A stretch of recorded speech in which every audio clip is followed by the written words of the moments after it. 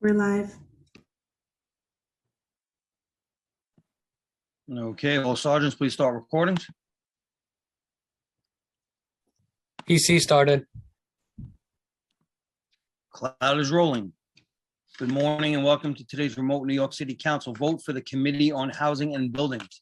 At this time, will all panelists please turn on their video for verification purposes? And to minimize disruptions, please place all electronic devices to vibrate or silent mode. Thank you for your cooperation. Chair Cornegy, we are ready to begin. Thank you, Sergeant at Arms. Good morning, everyone, and thank you for coming. I'm Councilmember Robert Cornegy, Chair of the Council's Committee on Housing and Buildings. This, unfortunately, is the second to last Housing and Buildings vote for this session. We're here to hold a vote on a bill that will regulate short-term rentals within the city. Proposed intro number 2309, sponsored by Councilmember Ben Kallos, will require applicants seeking to rent out rooms or housing accommodations for fewer than 30 consecutive days to register annually with the Mayor's Office of Special Enforcement and obtain a registration number before being permitted to rent out rooms in such a manner. This bill also requires booking services to obtain a registration from the Mayor's Office of Special Enforcement and verify the short-term rental registration number of any accommodation before listing it on their service. I'm joined today. I'm limited in my capacity to see members again, so I'd ask committee counsel to alert us of who's present this morning. Sure, council member. We have council members Grodenchik, Chin, Kallos, Rivera, Lewis, Jonai, Cabrera. I think that's it. That sounds about right. Oh, and Rosenthal. And Jonai, if I didn't say it yet. Pretty much my favorite usual suspects are all here this morning. We now ask the clerk to call the roll. Could I make a quick statement imploring my colleagues to vote for it? Sorry, council member, absolutely. Can we have the bill sponsors, the bill's sponsor, Ben Kallos, make an opening statement? I apologize. Good morning. I'm Councilmember Ben Kallos, author of Introduction 2309. Been a tenant most of my life, and I'm tired of having to compete with tourists for housing in this city. Housing should be for New Yorkers. Hotels should be for tourists. It's as simple as that. Now, what's worse is, as a renter, every renter and I had to pay an additional $384 more in increased rent due to Airbnb's expansion from 2015 to 2017. This spike in rent actually forced me and my wife to move during a high-risk pregnancy, and I didn't know where that spike was coming from until the hearing. There were 37,000 units on Airbnb, according to Inside Airbnb, and half of them listed entire homes, which is not allowed in buildings with 3 or more units under state law.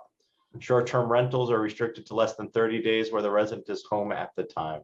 There are many bad actors out there, like one person who rented apartments to tens of thousands of guests over 55,441 nights over 3 years across 35 different buildings, which is the city thankfully caught. That's 150 years of housing kept off the market. It is possible that many hosts don't even know what they are doing is illegal. Today, we're voting on legislation to require every host and every platform to register their units. Through the registration process, hosts will learn whether it is illegal to rent their units. Units that are rent regulated or in NYCHA public housing won't be allowed. Market rate rentals would be able to register and list their units. Property owners will get a notice of registration. Cooperatives, condominiums, and building owners will be able to register and list their buildings as opted out. I might add that cooperatives on the Upper East Side do not usually permit rentals. I live in a building that does, though, where the board is always able to adopt new house rules and join a list if they wish to. Single-family homeowners would be free to register and list spare rooms or any habitable sleeping accommodations. By passing this legislation, we're actively responding to New York City's affordable housing crisis by hopefully bringing as many as 19,000 apartments back on the market, many of which might even be affordable. This morning, we had roughly 40,000 people in our homeless shelters. 14,000 were children, 11,000 were adults, and this was part of 8,000 families. We could end family homelessness with just half the units that were coming back. With only 16,000 single adults in shelter system, we could house every homeless New Yorker in these soon to be vacant Airbnb units. We have to be specific at the problem, and we aim to fix it. Housing is a human right, and by working to make sure there's more of it available in New York City, we're also making a real difference. I want to take a moment to thank Housing and Buildings Chair Robert Cornegy, Michael McKee, and Tenants PAC, the Coalition Against Illegal Hotels and its working group, in particular, Tom Kaler and Murray Cox, many colleagues who provided insight into this legislation, including State Senator Liz Krueger and Councilmember Carlina Rivera, who is a co-prime sponsor, my legislative counsel, Wilfredo Lopez, and the time is now to get this housing back on the market. Thank you.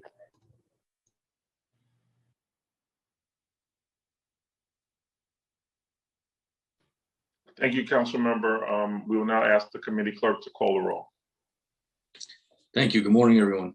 William Martin, Committee Clerk, roll call vote, Committee on Housing and Buildings, proposed introduction 2309A. Councilmember Cabrera. I'll vote aye. Thank you. Chin. I vote aye. Thank you. Rosenthal. Thank you. Permission to explain my vote? Of course. Thank you, Chair Cornegy. And I just wanted to express my full support of this bill. Congratulations to Chair Kalos. Yes, Councilmember Rivera and all other prime sponsors, Tom Kaler, Mike McKee, everyone who has been fighting so hard to protect affordable housing in New York City. Congratulations. This bill will have its intended effect. I think the pieces that Councilmember Kalos added in about education efforts and making sure people have every chance to understand what the law is so that they will not be penalized in any way is incredibly important. And hopefully it'll make the job of the Office of Special Enforcement a little bit easier. Christian Klausner and his team have done a remarkable job trying to make sure that apartments and people who are renting out their apartments or home are following the law. Congratulations to everyone. So delighted, and it's such the right thing that this bill is passing. So congratulations to all.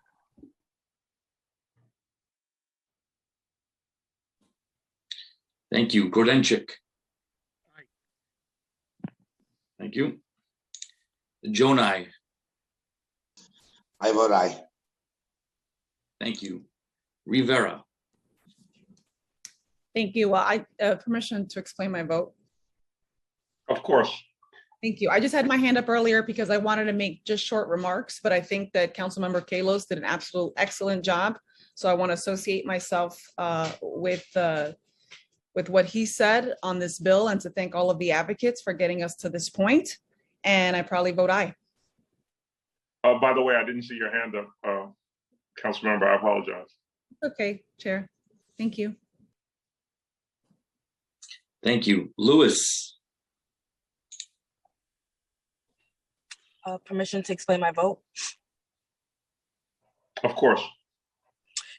First, I just want to thank Councilmember Kalos on his leadership for this bill. I do have concerns regarding the fees for registration and just in general specifications on the Office of Special Enforcement. And as much as we want the city to protect, we also don't want to penalize. I do have 3 family homes in my district. I have a lot of concerns regarding what would happen to those constituents who have 3 families, which would be considered multiple dwellings. I can change my vote as stated, but would need more information. So I look forward to getting that information. So for today, I will abstain. Thank you. Thank you. Chair Cornegy. So this is one of those bills that the intended use of the bill is absolutely laudable. I applaud my friend and colleague Ben Kalos for always being on the front lines of protecting residents in affordability throughout the city. However, the devil is in the details. The Office of Special Enforcement has disproportionately negatively gone after small homeowners in my district and districts like mine, and giving them the tool to do that has me cautiously optimistic about the program. The intent is 100%, like I said, laudable. We have to protect affordability and get those units on the markets. It just doesn't seem like the enforcement from the Office of Special Enforcement focuses. It seems as though they focus in my district in the first round of legislation on actually what seemed to be low-hanging fruit. So I will be voting yes to get it out of the committee, and we'll be looking closely at the details because the enforcement portion of this has negatively impacted my community and small homeowners throughout the city of New York. The Office of Special Enforcement seems as though it was just given a blank slate to just work and operate in communities and chose to operate largely, and the statistics will bear this out, in communities like mine. So I vote aye. I'm cautiously optimistic that we're doing the right thing here, and it's not going to further negatively impact small homeowners who are operating below the margins right now as we speak. Thank you.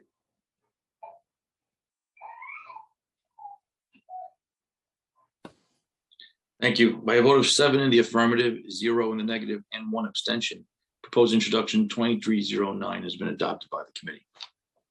You can close, Mr. Chair, at your convenience. Thank you so much for this. And again, great work, the bill sponsors. Thank you so much for the advocacy on behalf of affordability in the city.